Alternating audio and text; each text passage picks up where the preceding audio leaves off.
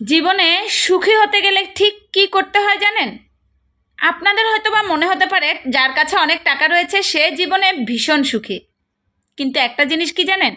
সুখ টাকার বিনিময়ে কিনা যায় না। কিন্তু জীবনে যদি ছোট্ট ছোট্ট কয়টা নিয়ম মেনে চলেন তাহলে দেখবেন আপনার মতো সুখী মানুষ এই পৃথিবীতে আর একটাও নেই। চলুন আজকের ভিডিওতে সেই নিয়ে কথা বলি।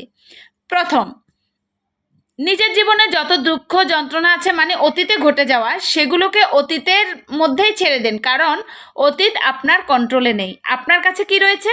বর্তমান। আর এই বর্তমানে ঠিক করে দেবে আপনার ভবিষ্যৎ কি হবে।